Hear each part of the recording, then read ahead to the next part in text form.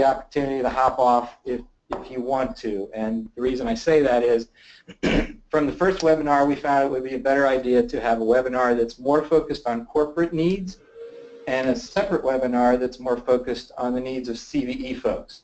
So what we did is we took this webinar right now, and this is more focused on corporate needs. It's going to be longer, and it'll address some things that the CVE folks probably don't need. So if any of our folks at their desk or on the phone are from CVE and you say, uh-oh, maybe I should jump into the next webinar on Thursday, you're welcome to do that. Another factor is that's only going to be 45 minutes on Thursday, whereas this will probably go a good hour and a half. So perhaps you already see some people bailing, Nina, from the attendees list, but just wanted you to know that. If you do decide to jump off of this one and to go for the webinar on Thursday, don't forget to click the link to register for that. Okay, so with that, Nina, take it away. All right, thank you. And no, nobody has bailed, so hopefully you'll get some value out of this.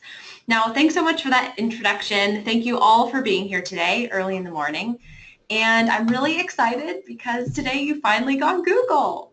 So in this 90-minute session, I'll be walking you through G Suite at Work, how it pertains to your work, and then just walking you through some of the basics of what you can expect as you get used to this new environment with tools such as Gmail for Google Mail, Google Hangouts for chatting and video conferencing, Google Contacts for things such as contact management and creating your own personal Google groups. Then we'll talk about Calendar for scheduling needs, and lastly we'll touch upon Google Drive, which we did not cover before, so I'm really excited to show you a few things with that. Now this entire time I'll be speaking specifically to the GCC experience. I will be introducing you to some of the standard features, but also really speaking to the experience you can expect at GCC today. So Patrick's done a great job of preparing me for some of these details, and we hope that this is really relevant and contextual to your work. So as you are sitting in the room or as you are sitting on GoToWebinar at your desk, at any point, feel free to type in your questions, comments, or feedback into the GoToWebinar questions field.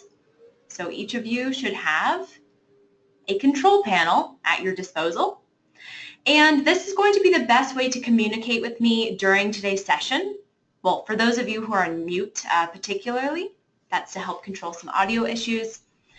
So feel free to type this in. Today there are no stupid questions. Well, there are never any stupid questions, but particularly today, you're adjusting to all sorts of new things, so I really want you to take advantage of this opportunity to communicate with me. Any questions or concerns you have? So today's session is also being recorded. So with that, I'll actually turn off my webcam. So we have more real estate for the demo itself. And I'll close this presentation down. And right before I get started, Patrick, if you don't mind, this is a good time to introduce this. But another resource that has been made available to you and is hopefully useful today, and this is the Employee Private Portal. Patrick, did you want to speak to this a few words before I jump into the demo? Yes, thank you, Nina. We're unmuted. Thank you, Nina. Mm-hmm. Can you all see in the back, or can she? Look at my computer so I can just follow along. Sure. Yeah, sure. Can you all see this? Because we can zoom the screen in a little bit if that helps. Are you all okay in the back? Okay, great. All right. So in addition to all the tools that Google provides, one thing we've done to help people have a common experience and a single point of entry to all these tools and capabilities is we have a private portal. This is only accessible to GCC employees.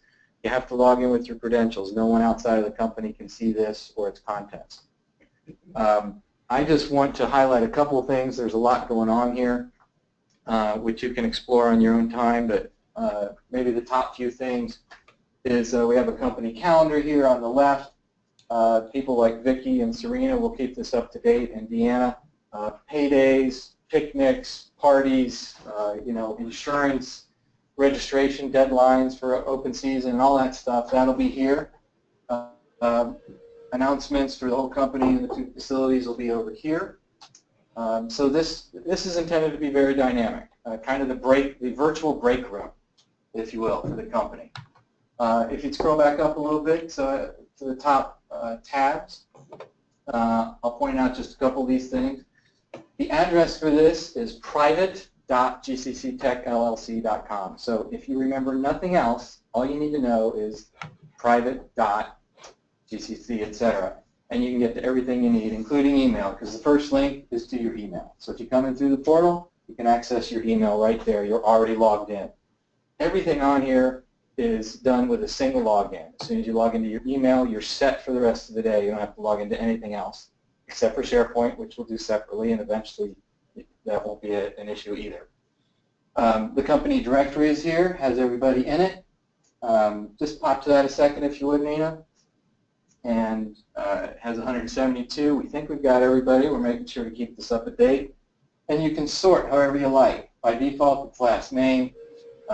If you want to sort by what contract they're in and see everybody grouped together by contract, you can sort that, ascending, descending, etc. And there are a few of us who will keep that up to date as well as people come and go from the company. Each area, and we still have to add a couple. We need to add security, Michelle, and we're going to split apart HR and admin. But most of the departments have their own button up here. And you will see that, hover over quality assurance for a second there, Nina. So if you click quality assurance, the main button, you get the quality assurance page. Go ahead and do that for everyone in the company. This is all generally accessible information to all employees. Again, not the world, just the employees.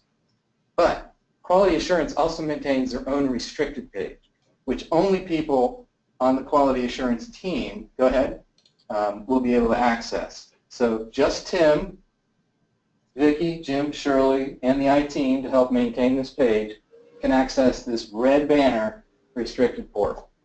So that's the case for accounting, facilities, HR, IT, and quality assurance. They all have a page that faces the employees because they service the employees, and they have their own team restricted page where they can do all their secret stuff. What about the management page? Where's that? Right. So for those entities of the company that do not have an overtly public-facing need to address all the employees with a page, they have just their own private pages. And they're all listed under other pages. So here you see there's management restricted, proposals, contracts, and recruiting. And you will only see these if you have access to them. If you don't see it, you don't. You don't know they're there. So for instance, if you click on management restricted, you go into the private management page. Again, the red title there tells you exactly who has access to it. That's just the starting point. We'll tweak this as need be. If I get direction from you all, we'll adjust this. Right now, here's the stuff that was on the SharePoint page under general company information. You all have your own private drive folder, which we'll begin using in a while. And it also gets you to the LastPass application. Okay. Okay. Contracts. If you hover over contracts, you'll see that this is just an idea I had. Each contractor in the company may want their own portal page. So Gary might want to set up a CVE page. Go ahead and click on that, the first one. It's just restricted to the CVE team. Only Jim, Shirley, Bob and Tim, and the IT team, and of course the whole group of CVE can access this page. It's just a shell right now. It's an idea, and if appropriate, we can set up a private page for each of the contracts. Okay, these are external pages. You see with the carrots, external page to our timesheet. If you would hover over that, this gives you the new directions to access our new timesheet and exactly how to do it. And yep, if you would click, don't actually click on it, but if you click on the timesheet tab itself, it takes you to Deltek. Be Swift, our benefits page, our external jobs page, our public website, and then the help button, which I want to kind of highlight here. So don't yet, okay, hover over help again. All right. So if you hover over help, you get a few quick tabs here. I really want to draw everyone's attention to the very first one, your quick start guide. That's, okay, I only have 5 minutes, Patrick. What do I need to do? Your emails are long. I didn't read them all. What do I really need to do? So go ahead and click the Quick Start Guide. Here's where you go if you only have 5 minutes to get spun up on your new Gmail. Here, this is about to be the top 10 things, and I'll keep it at 10. The 10th will be how to load Gmail on your cell phone. Okay, but here are the top 10 things. You know, how do I log out of this? How do I change my password? That sort of thing. So those are the top 10 things on the left. On the right pane, up at the top again, this will be where the webinars get parked after they disappear from the front screen, after they're not new news anymore, but new users will want to come in and access the webinars. This will be where they find those. And this is for new users to help set up their voicemail and such. So this is the Quick Start Guide. If you scroll back up, there's an actual dedicated help page, which if you click the tab itself, takes you to the general help page. All kinds of topic here. This is official Google Help right here, and these are other resources we've come across to help with very common questions about people using it or migrating from Outlook. We also have a tech tips document, which is specific answers to questions that employees have asked, and we explain step by step and click by click how to do things. Okay, so takeaways from this is the Quick Start Help Guide at the top, your email button, the GCC company directory, and then all the team sites here, whether they have facing pages for the employees or just their private page. So the employees aren't going to, they're going to still see those tabs up there. They're just not going to be able to get to them. That's right. They will see these tabs up here that have employee-facing pages, because they all do. They will actually see all these tabs, but they may not see any of the drop-downs. If they're restricted, they won't see even the links to get there. Okay, thank you, Nina. Yeah, no problem. This is just a fantastic resource. I really can't compliment it enough. Super comprehensive. Okay, so I'm going to close this down. And the next thing I'm going to do for all those who are attending today is I'm going to walk through kicking off this demo with Gmail. For those of you who are at your desk or maybe have your laptop with you and have the ability to follow along, the goal of today is really to get you acquainted with your new inbox and even configure it the way you'd like. So if you have the ability to follow along, that would be fantastic. Now, in order to access my GCC inbox, I went to mail.gcctechllc.com and I typed in my usual GCC work email address. And the password I used was something that Patrick had sent to me separately in a different email. Okay, not Patrick possibly, but IT had. So if you don't know your password, it's probably in your email. If you don't see it in your email, then it might be the last thing that was sent to your old Outlook account. All right, so I have logged in, and now I'm presented with my Gmail inbox. Hopefully this is zoomed in enough. And if you've ever worked with Gmail for your personal email before, you'll notice that this looks very familiar to the Gmail personal emailing experience. Some of the differences, though, are that you now have the GCC logo here, so it's branded, and there's also no advertisements. Now, first and foremost, my inbox is somewhat empty since this is a demo account, but you should have all of your historical mail in your inbox at this point. And any folders and subfolders that you used to have within Outlook, you should notice that they've been brought over and they'll be visible here on the left side of your inbox. And they've been converted into something called labels. So labels and sublabels. That's just basically what you can expect. So it's just a new format, but all of that familiar mail and all of your familiar organizational structure. Now, before I start off, I'm going to just go over a brief navigation of what we have here in your inbox.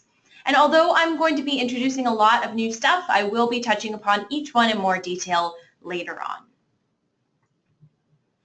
First and foremost, in the lower left corner, we have Google Hangouts. And this is Google's chat and video conferencing tool. So you can see that Travis said, "Was up?" If I wanted to search for a colleague within GCC, such as Patrick, I could simply search for him, select his name, and then you'll see this little instant messaging window. And I'll be walking you through the ability to chat and group chat later today, as well as video conferencing. Above that, of course, we have the label list, and today I'll be talking to some specific experiences that have to do with GCC's label situation post-migration, particularly the fact that you will have an underscore inbox label, and you may have sub-labels below that. So this is particular to the migration, and we'll teach you how to clean that up today. Above that, you have the compose button, so I'll teach you some of the tricks involved with sending new mail in Gmail. Above that, in the upper left corner, you have your mail drop-down, so you can toggle here between Mail, Google Contacts, and Google Tasks, which is a little-known to-do list keeping software that Google has built in. At the top of your inbox, you have a classic-looking Google search bar. This is where you can search through all of the mail in your inbox, essentially everything except for what's in trash. And I'll be teaching you how to search with keywords and how to get used to Google's new mail searching feature. So it doesn't have sorting, but it has searching, and I'll show you a few tricks why it might be even better than sorting. Off to the right, you have in the upper right corner what looks like a waffle. This is called the Google Apps product grid, and if you give this a click, this is going to be the easiest way for you to navigate between the different tools that GCC has within G Suite, such as Calendar, Google Drive, Docs, and more. In the upper right corner of your inbox, you have a circle with either your initial in it, or if you've been proactive, you might have a profile picture here already. Now, for those of you who'd like a profile picture so people can put a face to a name, feel free to change this initial to a picture of your choice by clicking Change. But most importantly, this is where you can definitely confirm that you are indeed logged into your GCC work account. Now, last but not least, as I get started here, where I will kick off the demo is by diving into this settings gear. Although, Patrick, I will give you a moment to speak before I'm continuing on. So I could click on the settings gear for those of you following along, and I would recommend going into the settings to reach your general settings. Now, before I do that, Patrick, did you want to speak to that underscore inbox situation? I did. Thank you, Nina. And I'll just take a second. If any of you find that under your label list on the left side of the screen, in addition to the basic inbox, which you do see at the top there, and that comes with Google, if you also find that you have a label that looks a lot like that, but it has an underscore in front of it, like Nina's about to create, so you can see it right over there, you will probably find that Outlook put its folders, that the migration process put your Outlook folders under that underscore inbox label. And we can fix that for you. And Nina's going to demonstrate that right now. So there you have an underscore inbox label with a sub-label called older folders. And this doesn't affect everybody, but if it affects you and you're looking for where your folders went when they came over from Outlook, check if you have an underscore inbox label. I also sent out a guide to help everyone fix that. My big foot-stomping point here this morning is do not apply that fix yet. We need there, but it's all the folders. Like once I open it, all the folders are still there, just in the box. Yes, and if you want those folders moved up to the top level and not sitting under an underscore inbox label, the guide helps you fix that. The important thing is not to do that until we're sure that the migration is finished, which it's not yet. If you fix it before the migration's done, we'll have a little bit more complicated problem later. So please wait for the all clear message from me that says the migration is done, and if you want to apply that fix, then you can do it. Thanks very much. No problem. Okay. All right, so we're going to start back off in the settings, so clicking the gear, going into settings. And this is your general settings tab. It has a lot of good stuff here. So if you have the ability to follow along, I will recommend the following settings. Scrolling down, maybe a quarter of the page down, the first one I want to point out is called Conversation View. And this is going to be on by default. And I'm pointing this out because Conversation View is definitely a new experience for those of you who are more familiar with Outlook. However, Conversation View can be really helpful because it's Google's way of grouping together messages that share the same subject line and recipients, and it helps to reduce the appearance of inbox clutter. Now, you can turn this off if you want, which is why I'm showing this if you find this confusing, but I'll leave it on for the time being so that you can see what it looks like and how to interact with it. Just a little bit below that, another feature that I really love, I find really work-friendly, is this feature called Undo Send. I recommend enabling Undo Send and setting the send cancellation period to the maximum amount of time possible, which is 30 seconds. Because what this can do is a little bit similar to Recall in Outlook, but with Undo Send enabled, now after every time I press that send button, Google is waiting a good 30 seconds and is allowing me to change my mind and cancel my send. Say I notice a really embarrassing typo or something. So I'll be demonstrating how to actually undo sends so you can save yourself from embarrassing moments. Scrolling down a little bit more, maybe 3/4 of the page down, next up I want to point out where you can edit and update your signature.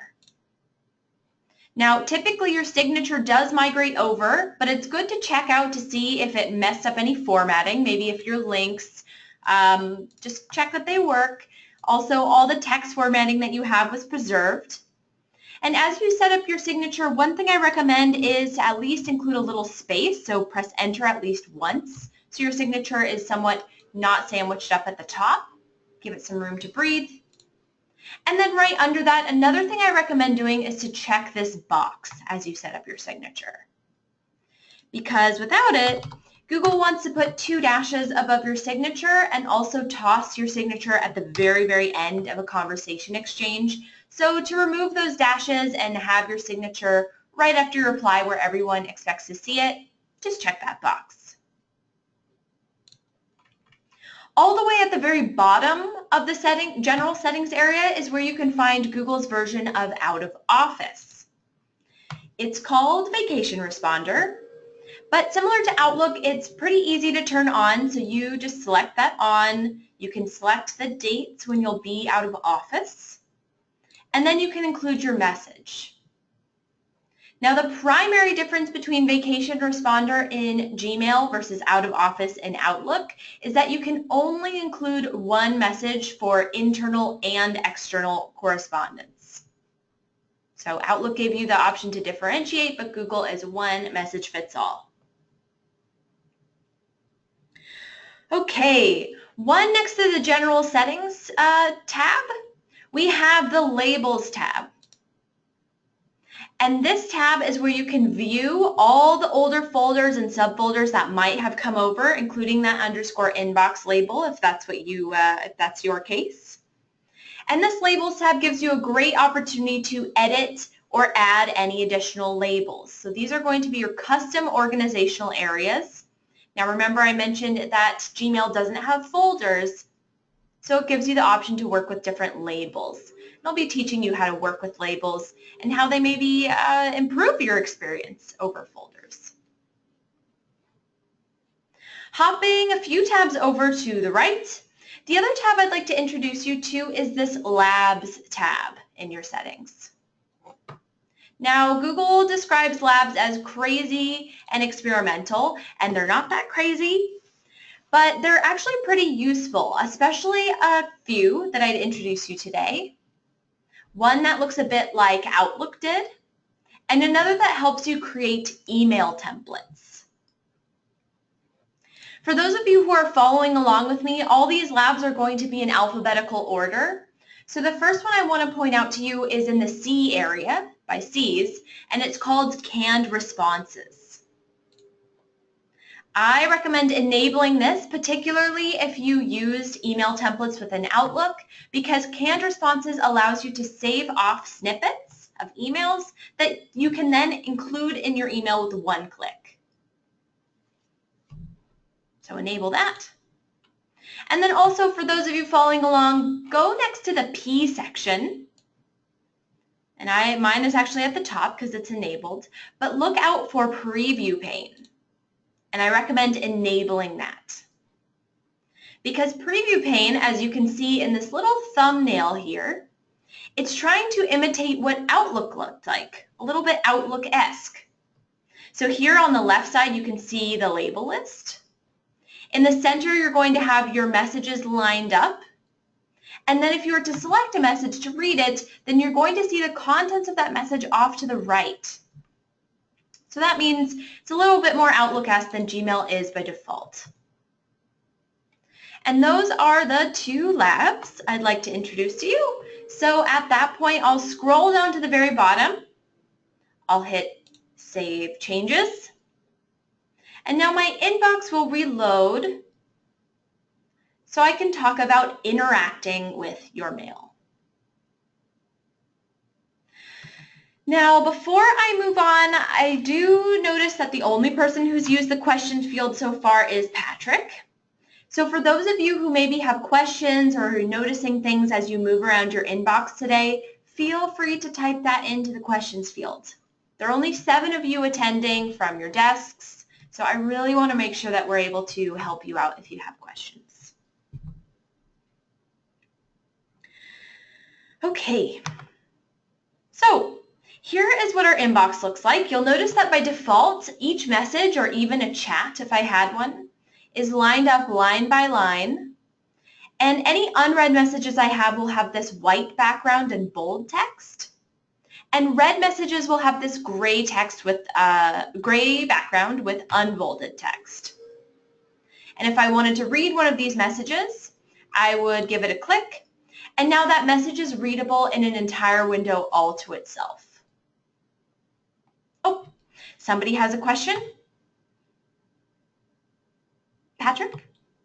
Thanks, Nina. Patrick here. One of the folks in the room, Vicki, was asking about preview pane. Can you enable that feature so that we can see where that toggle is on the email screen?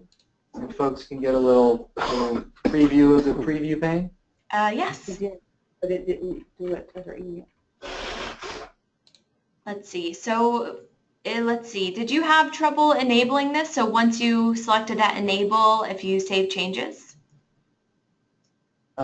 Right. So we're wondering, okay, there it is now. It didn't show up before, but it did just now. Okay. Yep. So there's the button for the preview pane, and you can adjust it to be more Outlook-ish, vertical split or horizontal. So there. Yeah. So, yeah, that shows up. So there's the button. Got it. When you enable it in settings, it just puts the button here. It doesn't actually put you into it. It just gives you the button so you can adjust it if you want to. Got it. Thanks, Nina. Yeah, no problem. Okay, so yeah, vertical split is that Outlook style. And now that I've selected it, you'll see that I have my messages here on the left. And then to show you how conversation view looks, I'll select one of these messages that has some back and forth responses. So there are 3 replies associated with this particular thread, all having to do with G Suite update alerts. And when I click on this message, you'll see now that Conversation View has stacked up all of these responses, one on top of the other, with the ability to collapse and expand certain messages within the thread. Or you could use this little boxed arrow to collapse all or expand all messages that are associated with this subject line. Now, note that with Conversation View, as you're reading through your mail, you can reply to individual messages within this thread. So let's say that before Sada replied, whoa, at the very bottom here, whoa, so much scrolling. Okay, so before Sada's reply, let's say I wanted to interject a response and say, really helpful, Nina, thanks a lot for sharing. Well, I could reply to Nina directly by using these arrows in the upper right corner of this message. So one is for more options, reply to all forward. This reply arrow just sets it up for replying. And once I give that a click, you'll see that a new window has appeared right below that message I wanted to reply to. Again, ton of scrolling, but there it is. And now that I have this box, I could edit the subject if I wanted. I could change the way that I'm crafting my response. But as you're filling this up, do note that as you're getting used to Conversation View, you can always be triple secure and check exactly where you're replying by using these ellipses to show trimmed content. So when I click that, you'll see that I have the ability to read through exactly where I'm inserting my response, so I feel good about exactly what this person will be seeing below my signature. At this point, I could include my message, but I just wanted to demo, so I will discard this draft. But also know there's always going to be a reply box at the bottom of the entire conversation thread. So if you wanted to follow up and have the last word and after everybody had had their say, you'll always find this box here at the bottom for you to reply to. Now remember, you can turn Conversation View off. I'm just walking through what it looks like should you want to use it. Okay. So next I'm going to walk through your options when composing new mail. In order to do that, you can use this big red compose button, of course, in the upper left corner. And once you give it a click, then you'll see the new message window pop up in the lower right-hand corner of the screen. Now, let's see, so Shirley's in the room. If I start to just type in SHI, a few keystrokes, Google is going to guess which person within GCC I'm trying to reach out to. So it has this nice auto-suggest feature. And actually, as you write to people, even external contacts, so not within GCC, the more you reach out to somebody, the higher that person's name will appear in the list. So Google is actually going to learn who you're reaching out to over time and suggest their name before others, which is really neat. So I will pretend I'm writing a message to Shirley. Now, Shirley, I will not be spamming you. I'll just be using you for undo send, in fact. But you'll see that once I selected Shirley's email address, it auto-filled in the two-line for me. At this point, if I wanted to CC or BCC a colleague of mine, I could click on these little options off to the right. So if I want to CC my colleague Patrick, once I click on the CC or BCC, it will jump over to that spot where you expect it to be, under the to line. At this point, I can put together my email. Ooh, lots of typos. Just to demo a few fun things about Google. So as I go to send, maybe you're going to catch the mistake I'm about to make.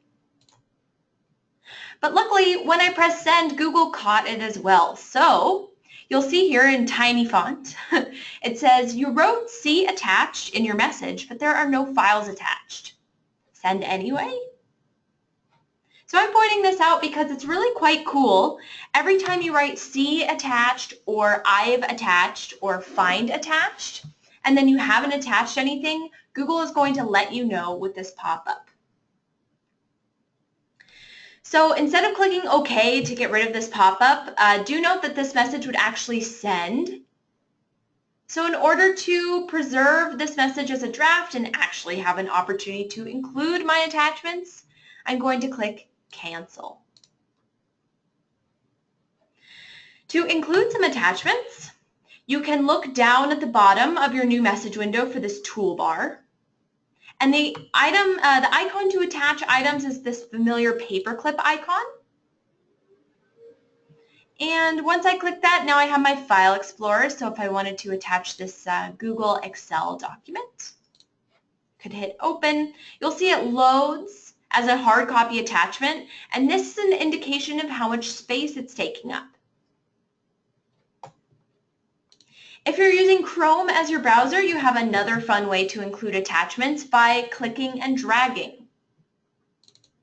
I have some items here on my desktop, such as a Word document, and if I wanted to click and drag that, you'll see that it receives it pretty well, and again, loads it along with that indication of how much space it's taking up. Okay, so I have my attachments. Note that another option available to you as you get used to Google Drive, so I'll be introducing this at the very end of today's demo, but this little triangular icon here is an icon for Google Drive. For bigger items such as spreadsheets or PowerPoints or slideshows, anything that might take up a lot of space, it's going to be best practice to first upload that into Google Drive. So Google Drive is similar to Dropbox or what else? Mostly Dropbox is what I can think of right now. But so you upload it to this online file storage, and then you can select that item. This is a PDF here. Insert it into your email, and you'll see now that it's being included as a hyperlink rather than as a hard copy attachment. So when or if I sent this to Shirley and Patrick, then if they receive this email, they'd be able to click on this link. A new tab would open up in their browser. Even if they don't have Google, it will open up for them. And then they'll be able to read this document. So they're just viewing it online. All right, so that is my attachments. Lots of things to attach. And next I'm going to walk you through, Quick little postscript there on the attaching from Google Drive. It's true to say that we need to make sure that people would have access to that file in Google Drive if we send them a link to it, right? Yes, when you click send, it's going to give you that final reminder to give them access. Otherwise, all your documents in Drive are private to you. Right, so this kind of scenario will work really well largely with internal folks who may already have that sharing established between teammates and such.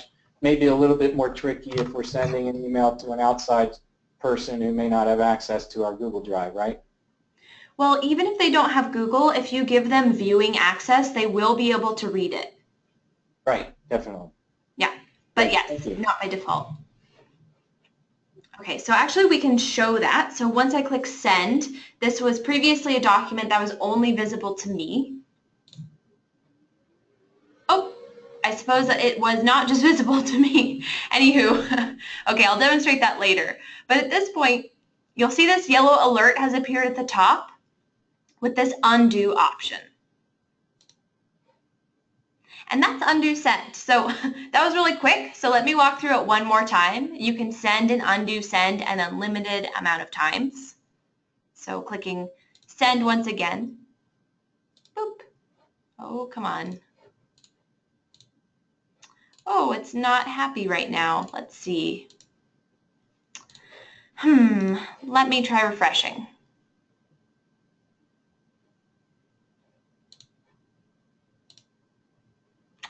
I am not sure what's going on. Okay, let me try removing some of these items. Aha, okay, this Drive document is having trouble. There we go. Sure, that's fine. Okay, this time. Okay, perfect. So this yellow alert is going to be your only option, if you've enabled undo send, that is, to undo a message. Now, if you can recall, I had set that undo send cancellation period for 30 seconds, which means I have a 30-second window in which at any point I could click undo. My message would be pulled back up as a draft, and at that point I could edit my email as necessary. Now, the important thing to note for those of you who maybe are excited to use something like undo send is that as this yellow alert is up, there are a few things to pay heed to. First and foremost, if you wait longer than the cancellation period you set, so if I wait 31 seconds before clicking undo, or If during this waiting period I get distracted and I decide to read my mail or I click on view message, for some reason this undo option disappears and I'm unable to pull back my draft. So that's just one thing to keep in mind as you're getting used to send and undo send, because once that message lands in that person's inbox, there is no way for you to pull it back. Now, I don't actually want to spam Shirley and Patrick today. I'm sure they have a lot of emails in their inbox already. So in order to discard my draft, again, I'm going to use that trash can icon in the lower right corner of my message window. And I'll close out of tasks. Next, now that I've talked about preview pane, conversation view, and the tricks to composing a new message, the next thing I'd like to talk to you about is organizing your mail and all of the fun options that Google gives you for cleaning up your mailbox. In order to demonstrate these, I'll actually turn off preview pane for the time being, just to have a little bit more space to view our mail. And if you're following along, in order to see the options that are available to you when organizing your mail, is you can either read a message, or you can just click a checkbox next to this message. You'll see that once you do either of those options, this toolbar will appear at the top. And these are your fun options for organizing. The first icon in this toolbar is a very helpful button, and this is the archive option. Now, archive in Gmail is definitely different than archiving was in Outlook. But in Google, when you decide to archive a message, for instance this one, it will be taken out of my inbox and moved beyond this More drop-down to a section called All Mail. So I can demonstrate this. I select that archive button. You'll notice that it's no longer in my inbox. It's been whisked away. But if I check out in All Mail, I'd be able to find that message. Archiving is a great way of keeping your inbox tidy because you're reducing the amount of mail that's in your inbox, but it's not deleting any of these items. So it's really stashing them in All Mail, which is really a historical backlog of all messages that have not been yet deleted. So that although your inbox may be a bit tidier, you can still find that message later on if you really need it. So again, I'll be talking about an archiving in more detail as I continue, but that's just the essential basics of archive. One to the right of archiving, we also have a report spam button. Now, Google's spam filters are very strict and really excellent, but if you notice anything sneaking through, then you can use this little exclamation mark to report it. Google will pick up on the email address and the content of the message you had reported as spam, so that the next time you receive a similar message, it's going to skip your inbox and move it directly into the spam area. All of you who are following along on your machine, and those of you who are not, one thing to note is that post-migration, Google's spam filter can be so strict that in the beginning it may catch even appropriate mail and flag it as spam. So I recommend checking in your spam folder these days and weeks after you switch to Google, just to make sure that the spam filter isn't catching any normal mail. And if it is, you can select that checkbox. Next to it, there's going to be an option to mark as not spam. So you can rescue it, and again, Google is going to learn what is and isn't spam. Tina? Yeah.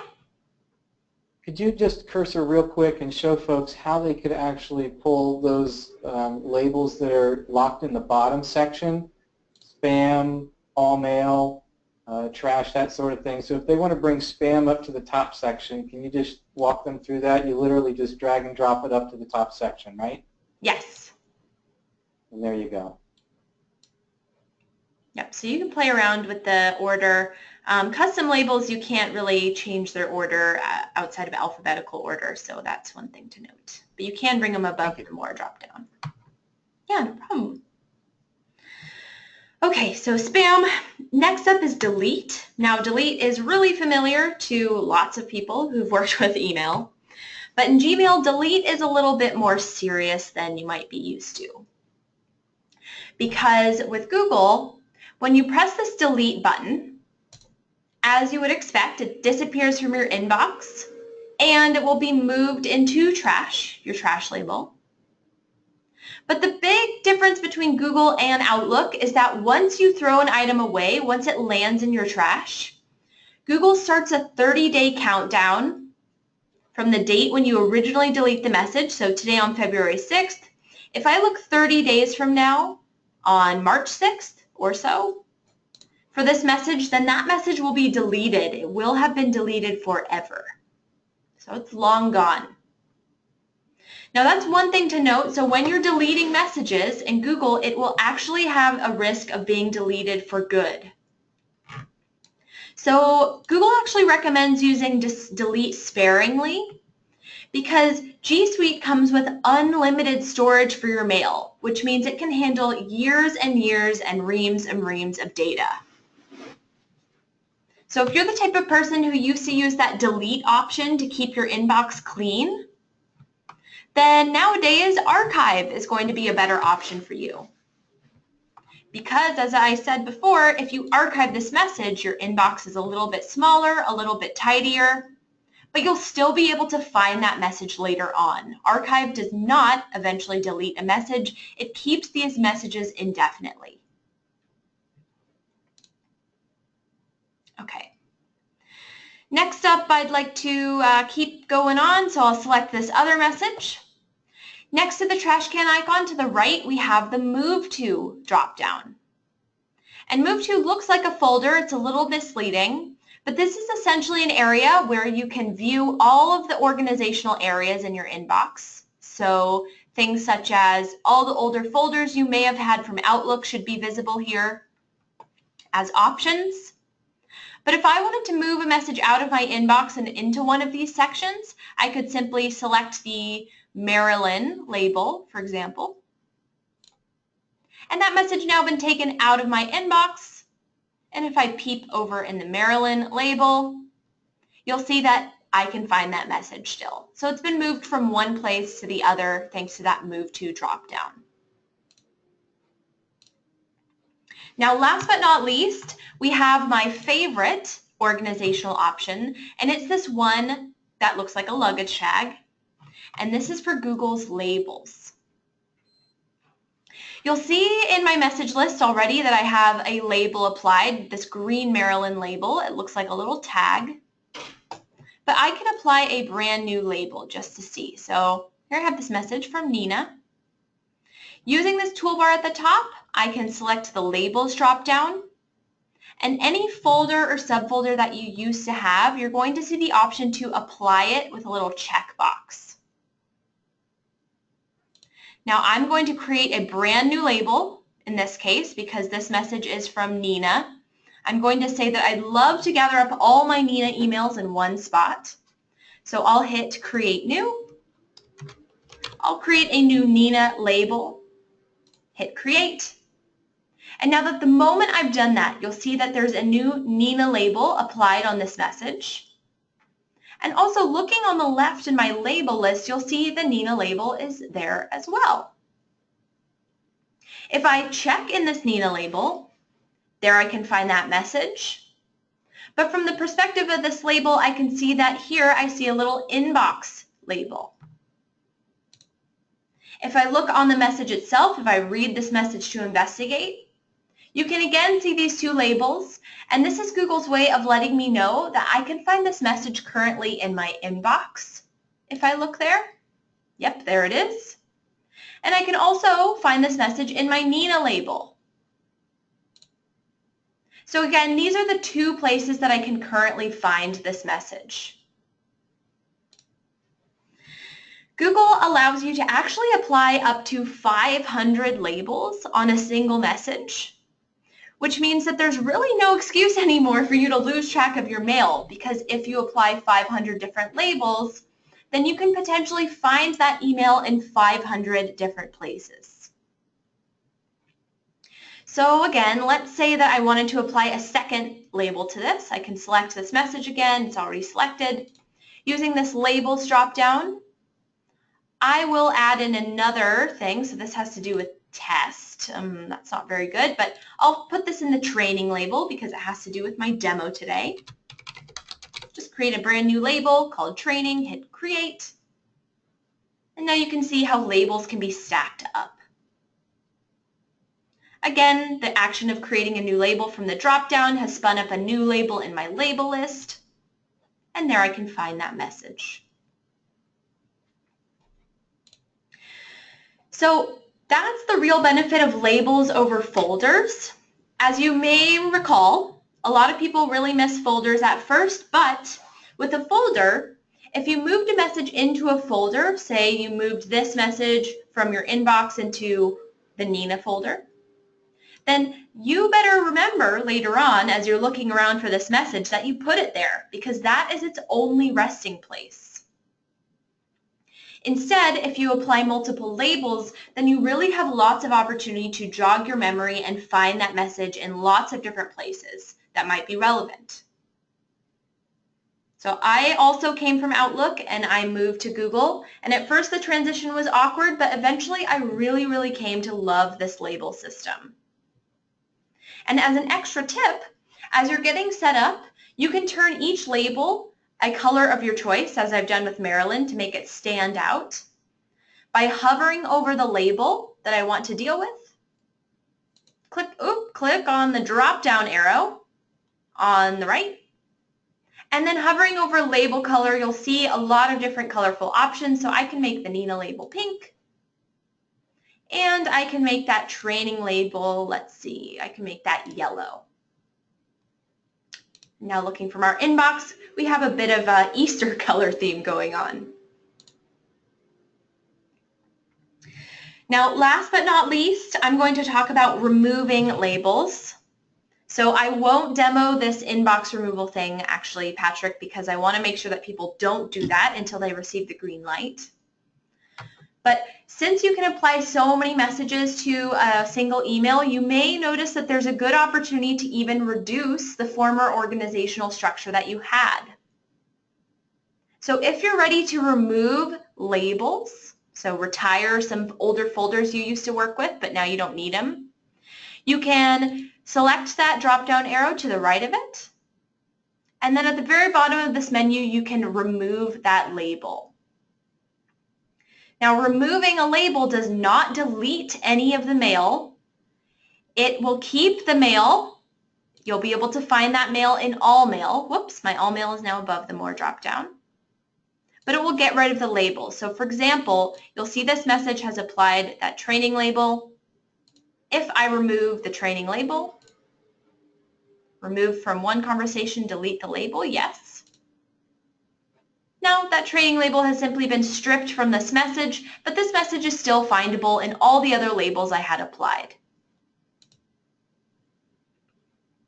Last but not least, Google's best practice for working with labels is to use them in combination with archiving. So for example, I've applied the labels of my choice to these messages. I've applied Marilyn to these three and Nina to this one. Now that I know where I can find these messages in my label list, I can tidy up my inbox by archiving them. Because now that I trust that I can find those three messages in my Marilyn label, here they are, and that other message in my Nina label, there's really no need for me to keep them in my inbox anymore.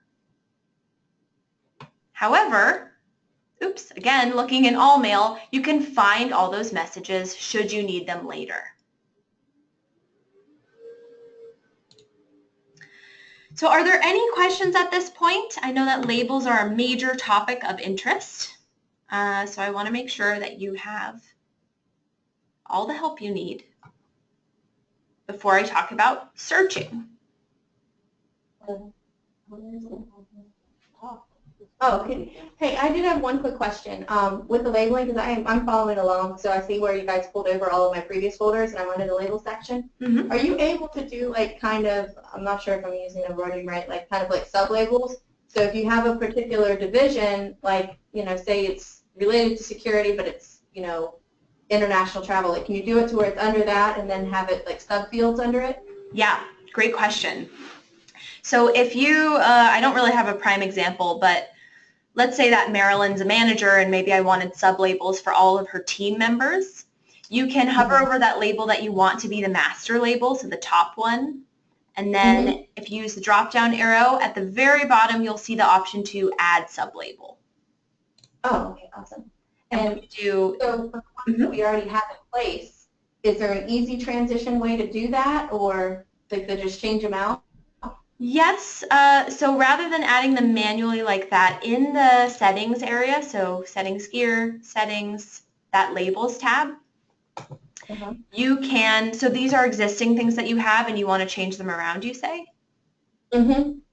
Okay, Yeah. so what you would do is focusing on the labels that you want to turn into sub-labels. So let's say I wanted to make Nina a label under Marilyn. So I would take that Nina label and use the edit button. And then I would select this nest label under option and select the master label, so the top level label. Oh, cool, thanks. Yeah, no problem. There, now I have a little sub-label going on.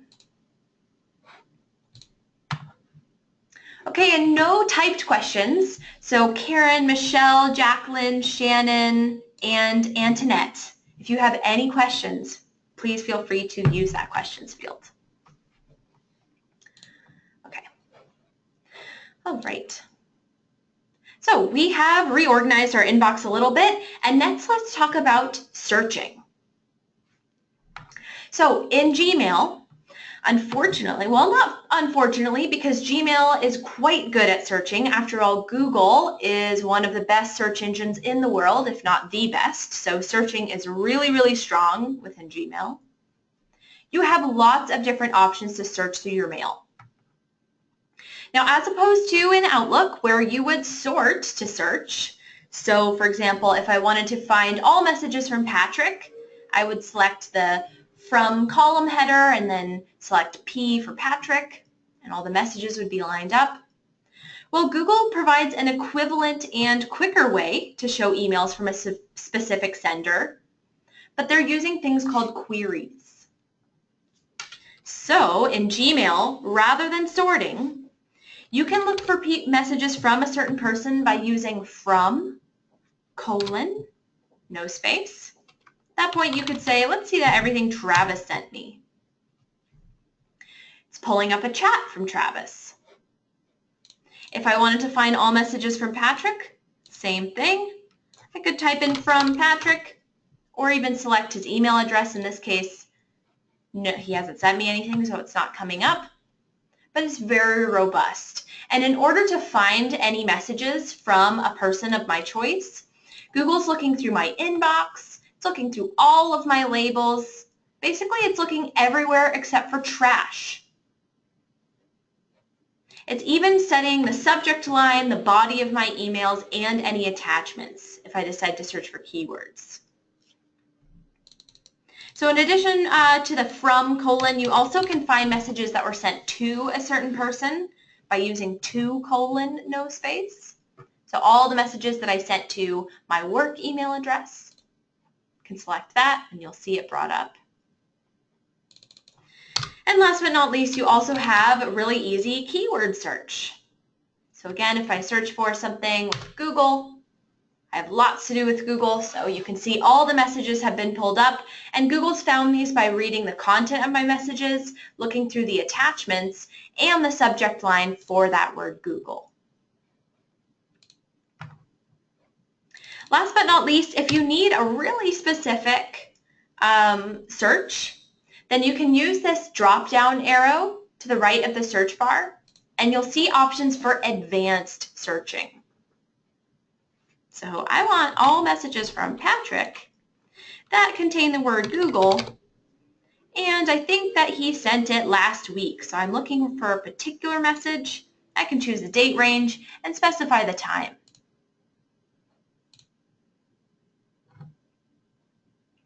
Michelle. Okay. Michelle asks, is there an email encryption capability?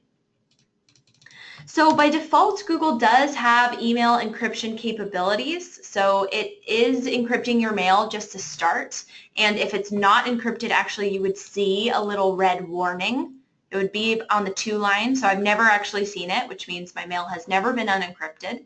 However, there are some scenarios where it might show up.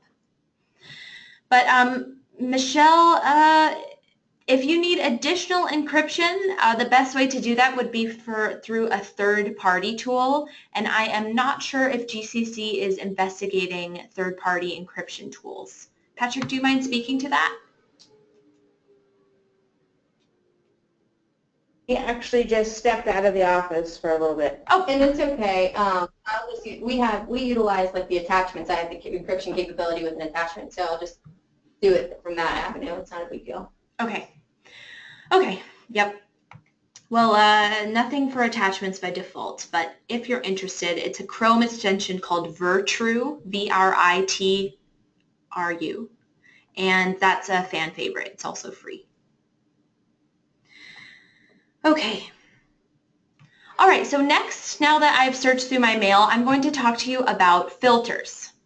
Now, filters in Gmail are Outlook's version of, getting that backwards, rules, if you knew them in Outlook, so that automatic way to set up rules that help dictate where incoming mail should be sent. You can set that up in Gmail. It's just called something different, so filters. In order to create a filter, let's say, for example, that all messages that I receive from Patrick, I'd like to put in a migration folder. So I don't have any sort of label set up right now. That's called migration.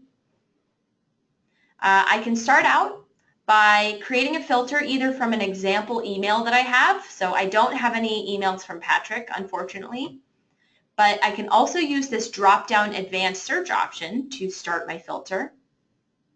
And either way, once you do this, you can either select an example message, use the More drop-down, and select filter messages like these, or using that advanced search drop-down.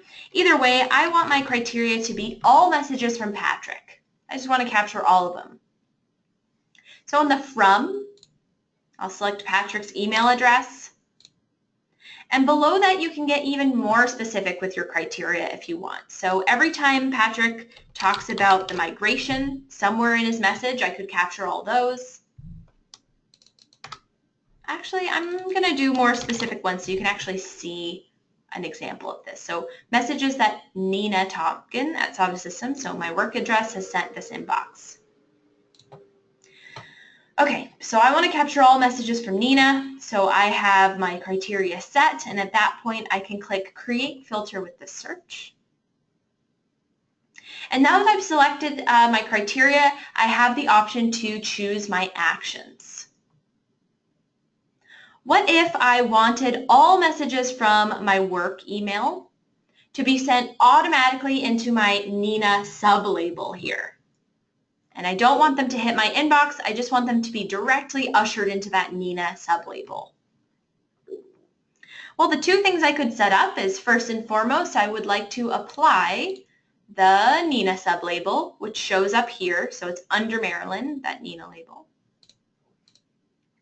And then in order for it to not hit my inbox and just go directly into that label, the other box I'd select is skip the inbox, aka archive it. So with these two actions combined, it means the next time Nina sends me a message, it's going to go directly into that Nina sublabel. And any unread messages will show up with bold, and there will be a little ticker here counting the number of unread mail. So it will be easy for me to spot. Now, as you're setting up your filters, last but not least, probably the most important checkbox to review is this checkbox at the very bottom.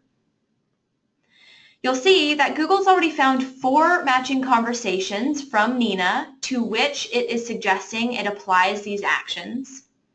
And in order to find this, Google's already looked through all of my mail, so my inbox, my labels, my all mail, everything but trash, to find those 4 matching messages.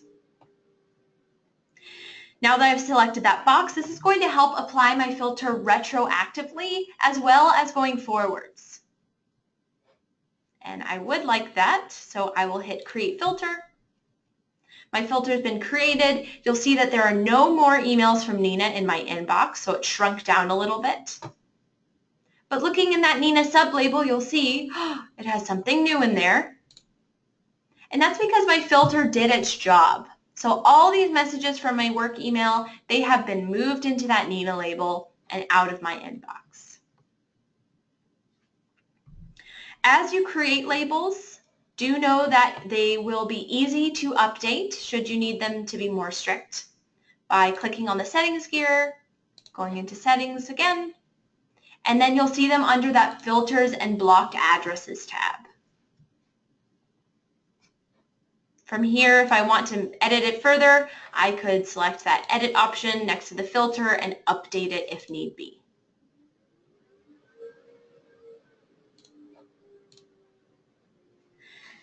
Okay, if there are any questions about filters as you get set up, do let me know because your rules from Outlook did not migrate over as filters, so you will be asked to recreate them.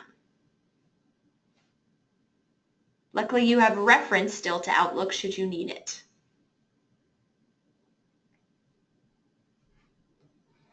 Okay, no questions seem to be coming in, so next I'll talk about Google Hangouts before moving on to groups, and then lastly moving on to Google Calendar. So we did get a little bit of a late start, so I am still going to cover all of this material. If we do go a little bit over, do remember that we are going to have the recording, and Patrick will include it on that awesome portal that he's created. So for those of you who have to jump at the 30-minute mark, feel free. You should get all this information still available. Okay, so Hangouts is here, of course, and in order to start a chat hangout with somebody, you can use that little plus. And Daniel, I'm going to call you out this time, so I'd like to chat with Daniel. I'll select Daniel's name. I can type out a little message and include even emojis or emoticons if I want. Now, he apparently is not on Hangouts at the moment, which is good. Hopefully he's paying attention. But if from here, once you have a chat going on, if you wanted to create a group conversation, you can add that little person with a plus icon. So if I wanted to add in Travis, I would just select Travis's name, hit Create Group, and now I have a chat going on with both Travis and Daniel.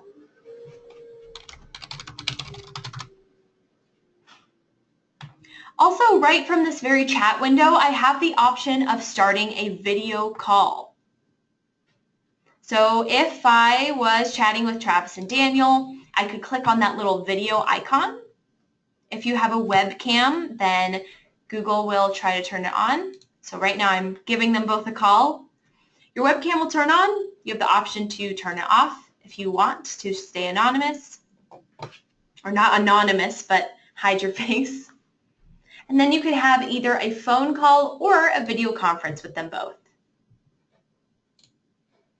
So that is great if you are trying to coordinate with colleagues either between offices or even if you're just feeling lazy and you don't want to get up from your chair. I definitely have been guilty of that, but it's a great way to stay in touch and have those face-to-face meetings.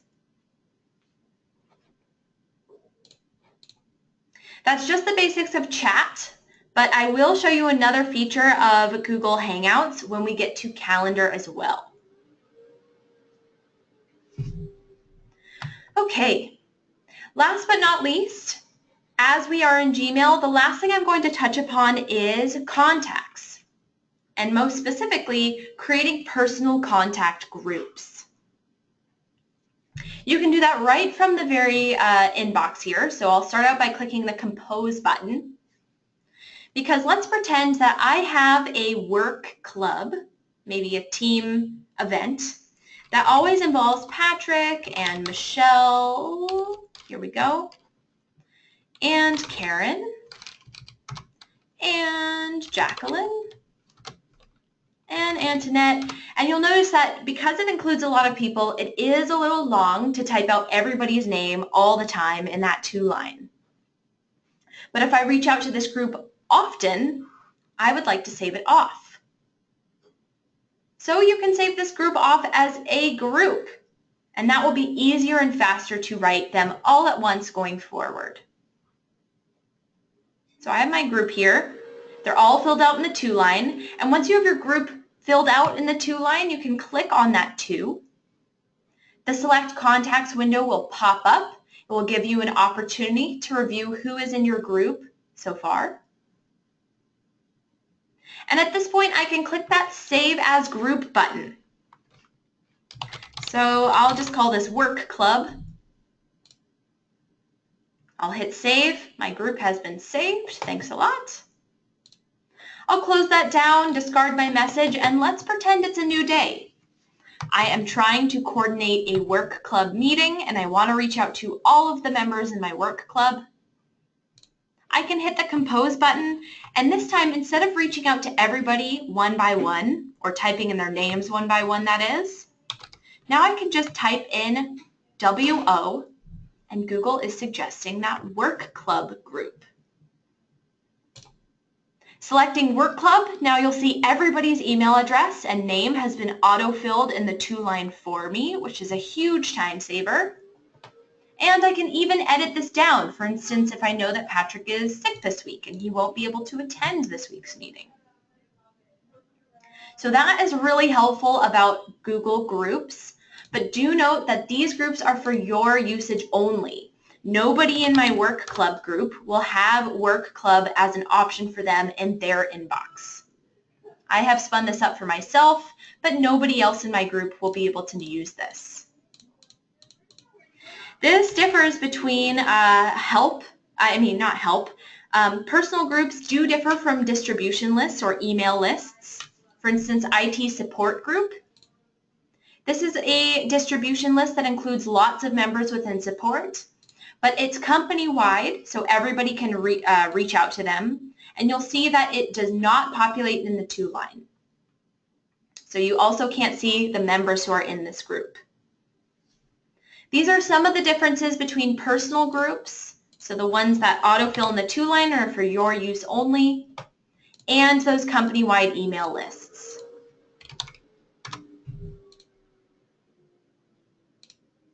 If you're really excited about those personal contact groups, you think you have use cases for them, note that you can create and manage contact groups by using the Mail dropdown and going into Google Contacts. And from here, you're going to see any groups that you've created so far. So I have 2, Tea Club and Work Club. And you can add people to different groups or remove them from groups using this 3-headed person icon. So if I wanted to take Antoinette out of my work club and move her into my tea club, I could hit apply.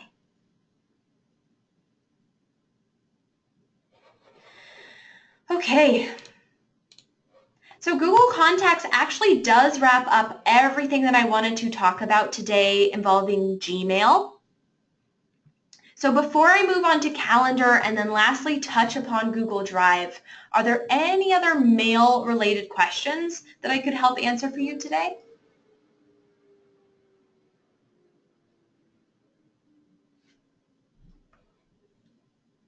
I feel like I should play the Jeopardy music as I wait. But I think we're generally okay here, Nina. I think one of our folks did submit a question in your chat box. Michelle? Michelle had asked about email encryption. Oh, already answered. Yeah, sure, Okay, sorry about that. Yeah, no problem. Otherwise, I think we're good. All right, fabulous. Okay, so to get to Google Calendar from my inbox, I can use that grid, that waffle in the upper right corner.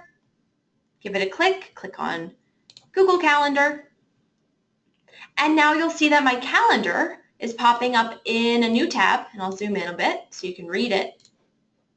It's popped up in a new tab right next to my inbox tab, so I can easily and conveniently jump between my schedule and my email for the day. So as we're getting used to Google, Google Calendar does look and act differently than Outlook Calendar did. So let me give you, again, a brief navigation of what you have here. First and foremost, you can see all my events plotted out for the week. This is my calendar here. This is my demo name. You'll see my calendar is sky blue, and all events associated with my calendar are also sky blue. Beneath my calendar section, we have other calendars. And this is great if you want to check a certain colleague, maybe invite them to an event. You can simply type in their name or email address, such as I can look at Patrick's schedule for the day. Patrick's calendar is this dark blue color, and you'll see that now his calendar events overlap with mine in this blue color. Let's see what's Travis up to. Travis's calendar is green, so as I pull up his events, you can see that his calendar appears in this green color. And this overlapping view is really Google's first and recommended way of checking for availability. Any blank time, now that I have 3 people's calendars, mine, Patrick, and Travis's calendar pulled up, this means that any blank space on this calendar still is free time where nobody has a scheduled meeting. For instance, it would be a great opportunity to schedule a meeting with Travis and Patrick tomorrow at 10 a.m. because they haven't had any meetings booked here. Now, that is one way to look at availability. However, if you're looking at lots of people at once and trying to find a time that works, that overlapping view can be a little bit confusing. So do note that there are other ways to look, and I will show you them, and there's even a way that is similar to Outlook. Okay, so above the calendar section, you have a calendar view of the month. Above that, in the upper left corner, similar to Gmail, you have this big red Create Event button. So there are multiple ways to create an event in Gmail or Google Calendar, and so I'll walk you through those today. At the top of your calendar, you have a similar search bar, of course, and like in Gmail, you have that drop-down menu for more advanced searching options. You have different ways of viewing your calendar, so daily, weekly, monthly view, and a daily agenda readout. But last but not least, like in Gmail, I also recommend taking a look at your settings for calendar just to make sure that your calendar is behaving as expected. So give that settings gear a click, and next we're going to take a look at our settings. The first setting I want you to take a look at is your current time zone. Make sure that it's correct for you. So Eastern Standard Time is best. You can label it if you'd like. Scrolling down a bit more below that, you have lots of other ways to set up your calendar. So if you don't want weekends in your calendar, you can set that, maybe turn this off. Lots of things to look through. But the two settings that I want to bring to your attention are these two here. Show events you have declined and automatically add invitations to my calendar. These are two that are usually a little perplexing for former Outlook users at first. So show events you have declined. By default, Gmail has this on, which means even if you can't attend an event, Google is going to plot it on your calendar. So you can't attend something, it's going to show up as faded with a line through it. Some people like the visibility. Other people find this leads to calendar clutter, so you can turn that off if you'd like. Below that, automatically add invitations to my calendar. This one is having to do with the fact that if I invite Michelle to lunch every day this week, and I invite her to lunch, I send the invitation, and she hasn't yet had the opportunity to RSVP. She doesn't know if she can make it. By default, Google's going to plot out that lunch invitation every day, Monday through Friday, on her calendar, regardless if she told me she could attend or not. Again, this also can create calendar clutter, so if you only want events to show up that you've said you can go to, or yes or maybe or no, you can change that to be a little more strict by changing to one of these two options below. That takes care of it for the basic settings, so I'm going to hit save. Our calendar refresh. And next I will talk to you about your options for scheduling an event. Okay, so as I mentioned before, I had manually looked at two of their overlapping calendars, two colleagues, and it looks like lots of free time Tuesday and Wednesday morning for both Travis and Patrick, so I can select this time slot. I can either select it by clicking Create Event and specifying Tuesday at 10. I could single click here. I could click and drag if it's a larger event. Or last but not least, I could double click on my preferred time slot, and now this Edit Event Details page pops up. For today's event, I'll call this a training demo. And instead of being a half an hour, I'd like to make this 1 hour long. Below that, you have the option for all day and repeating meetings. So all day would place a bar at the top of my day. And repeating meeting has lots of fun options for repeating any events. So every weekday maybe, and it ends 2 weeks from now. And this nice verbal readout of exactly what you selected, which I think is great. But below that, the Event Details tab and the Find a Time tab, that is the meat and potatoes of your events in Google Calendar. Let's start off with adding our guests. So our preferred guests, I had already checked Patrick's calendar and Travis's calendar, so I know that they can attend. But what if now I also remember, oh, Daniel should also join us. And you know what, on second thought, Karen should also join as well. Well, now that I haven't looked at their calendars, how can I be sure that they can attend this 10 to 11 a.m. time tomorrow? Once you have your guest list set up, Google gives you two ways of doing this. The first option to check availability from within the Events Details page is the Suggested Times option.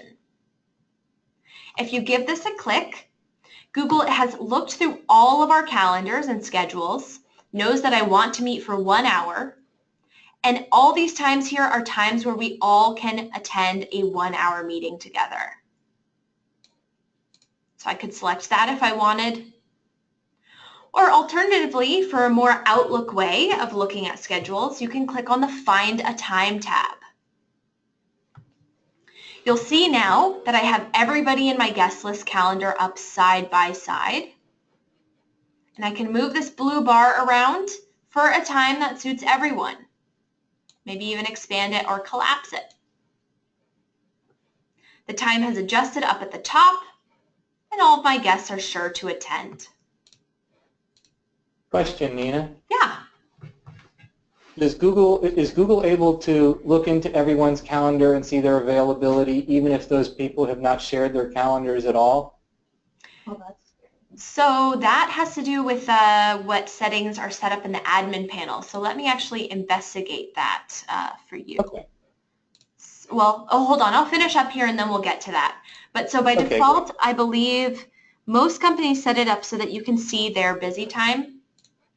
So rather than looking into Patrick's schedule and actually seeing the title and the time and where it is, maybe I just see something dark blue and it just says busy. So you can specify privacy, but typically companies do share the occupied time slots, but not the details. So I can check specifically what GCC's done.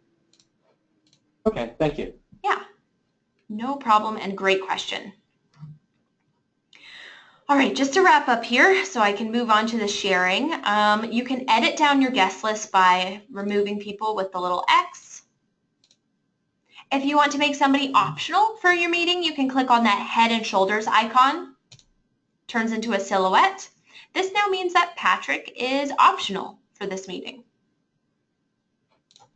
Description, that's where you can say why you're having this meeting, why you want people to attend. And below here, event color and notifications. Again, these are also things that are only for you. So if you wanted to, your calendar is normally default one particular color, but this meeting is really important, so you want to turn it red. You can change the color, but this is only going to be reflected on your calendar. It will not show up on Patrick's calendar as red. He has the choice of color coding his own calendar. Same with notifications. I can add all sorts of reminders for myself, either email or a pop-up notification, any increment of time to remind myself. But I cannot dictate how Patrick is reminded. He will have to choose how he wants to be reminded for each meeting. Now that I have my event details finalized, I will hit save. Google's going to send out the invitations to my guests, so Patrick will get now an email in his inbox saying, Nina's invited you to training demo tomorrow. And you can see it's been automatically mapped out on his calendar. And this little reply arrow here in the upper left corner means that he hasn't yet RSVP'd. As an event organizer, I can quickly click on this calendar event I just created and check up on who's RSVP'd so far. Because Patrick hasn't yet said what he is going to do, so he hasn't yet RSVP'd, his name is in gray. But if he said that he was going to attend, then his name would be in black font, like mine is. If he couldn't attend, then his name would be crossed out, so like mine is now. All right, so that is a quick introduction to scheduling, and now to talk about sharing your calendar. If you are concerned about calendar privacy, or if you have specific colleagues who need to see calendar details or even help you manage your calendar, you can manage that by sharing your calendar. So you will hover over your own calendar name to find these options. Select that drop-down arrow to the right, and then investigate in Share This Calendar. Okay, so as some of you are following along with me, this is a good place to check. You can see what GCC's default settings are by reviewing this here. So right now it says, share this calendar with everyone at GCC. You, by default, only have the ability to see free busy time. Now, is that the case for others in the room, or are you seeing see all event details?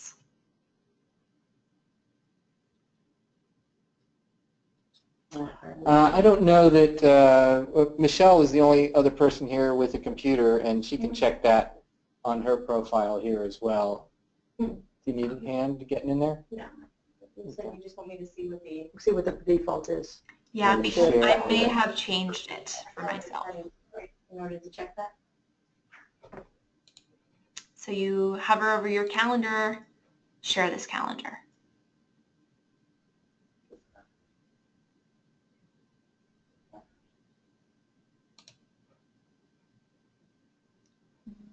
So this option at the top. You should just hover over calendar. Share this calendar. Okay. Yes, that appears to be the default for our standard users. Thanks. Excellent. Then Patrick, probably you have granted a little bit extra visibility into your calendar, which is why I'm seeing your events. But as GCC colleagues look for one another's time, you'll see just busy colored blocks. Well, so aside from that busy blocks, if you need to be even more liberal with your calendar, say you have close colleagues that need to see details and titles of your meetings, you can add them in specifically here. So let's say I want Patrick to see a little bit more, actually not a good example since he has all permissions. I want Travis to see more about my calendar. In fact, I need Travis's help. Oh, he's again an administrator. Let's see. Okay, Michelle, we're going to use you. So Michelle, you will help me co-manage my calendar while I'm out of office. So time to time, I require your help. In order to help you be a co-manager of my calendar, I first add your name, and then I have all these permissions here. So make changes to events, make changes and manage sharing. These are two options that would allow you to RSVP on my behalf, make changes to my calendar, add new events, change events I made for myself, lots of power in these two, but very helpful. Or I could say, I just want you to see all event details. So where I'm at, my event titles, and my guest list. That's typically appropriate for close colleagues. So I'll actually not do that. Once I've set with my share permissions, I'll hit save. And that takes care of sharing. So any share permissions that you did have in Outlook before, they will have migrated over, so you won't have to set that up all the time if you already have a handful of people who you shared your calendar with in the past. Now that typically takes care of the intro to Calendar. And so we're already almost 15 minutes over, so hopefully that's all right. The next thing I really quickly wanted to touch upon was Google Drive. Before I move on, though, are there any questions about scheduling? Maybe obstacles you're running into?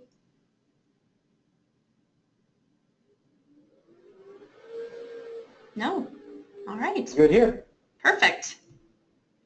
Okay, so again, to get to yet another tool within G Suite, again, I can use that grid. And this time, I'm going to click on the triangle icon for Google Drive. Now Google Drive, again, as I mentioned before, it's like an online filing cabinet. And although right now there are no company-wide files and folders in here from GCC, as you're getting used to Google, it's going to be a great place for you to store your own personal files. And one of the benefits of using Google Drive, as opposed to storing things on your desktop, is that once you include some documents into Google Drive, then that means that anytime you sign into your GCC Tech work account, if you're home, if you're using a browser on another computer, you'll be able to access Google Drive and read and use and work with those files. So it's really easy because you can now access these files on the go. They're not just on one particular machine. So first, when you start off, it's empty, and we're looking here in the root of my drive. Everybody's Google Drive is going to come with just this example PDF. But for a really quick introduction to what you have here, you have My Drive, which eventually is going to show any folders you create. So a little tree for you to view folders. I don't have any quite yet. You have that big blue New button in the upper left corner where you could add a new folder, a new file, and also you could create a brand new Google Doc, which is Google's version of Microsoft Word documents, a Google Sheet, which is Google's version of Excel, a Google Slide, that's Google's version of PowerPoint, and you also have some fun survey creating options with Google Forms, a thing like Photoshop, Google Drawings, and Google Sites, which is what Patrick used to create that awesome portal.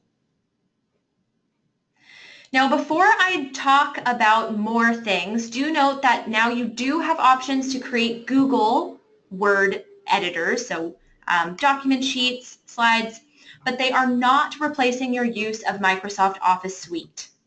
So you can continue to use Word, Excel, PowerPoint if you need to for the indefinite future. And there are some differences, especially when it comes to finance and Excel versus Google Sheets, where Excel does have a few strong points. But know that you now have a second option of working with Google Docs, for example, as a word processor, if you would like. So it's just a recommendation, but you are not forced to use one or the other. Okay, like in Gmail and Calendar, hopefully you're now used to the search bar with the drop-down. You have different ways of viewing your items. So I have this one PDF. You can view it as a thumbnail or as an item in a list form. And then also similar to Calendar and Gmail both, you have the settings gear in Drive. So clicking on that settings gear, down in settings, there are a few things that you might want to consider, such as offline usage of Drive. Maybe that's up to you. This will help sync all the files that you have in your drive. It will download a copy of them on your machine so that you can actually access them at any time without internet or not. So that's something I recommend doing. But however, don't turn this on if you're working on a public or shared machine This is for your personal work machine. And if you decide to turn off offline, or if you want to download Drive, which is only an option for you if you're using Chrome, that means it's going to download a content of your Google Drive to your machine, which means it's always updated if you decide to work on a document from your desktop or if you work on it from the cloud. That will always be updating in the background. So any actions you take in one place will be reflected in the other. It's a little hard for me to demonstrate today, but hopefully Patrick will include some information on that at a later time.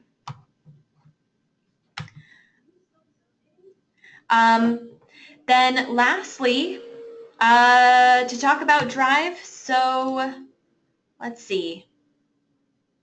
I think that is pretty much that we had on the agenda. So we don't have enough time to really go into Google Doc creation and Sheets creation and Slides creation. But Patrick, was that basically what you wanted to address with Google Drive? I think that's great. Yes, Nina, thank you so much. Yeah. The only other thing is I stepped out of the room a couple of times. Did you touch on chat and Hangouts yet at all? I did in the first, well, yeah, not in Calendar, actually. That's a great point. You generally did, though, that you introduced them to the chat window in the email and such. Yes. Great. So I think we've probably hit the nail on the head here. Thank you very, very much. Yeah, no problem. Yeah, not too many questions came in, so that should take care of that. Okay. Anything else here that we're all chomping at the bit? This will be recorded. It'll be available on the help site on the portal. So feel free to replay it as many times as you wish. I'm sure it'll be a hit. Okay. We appreciate your time, Nina. Thank you very, very much. You should see another CVE crowd on Thursday. Mm-hmm. Other than that, thanks for the time and getting this together for us. Yeah, no problem. Thanks so much, Patrick, and hopefully you all have fun in Google. Okay. Take care. Thank you. Bye.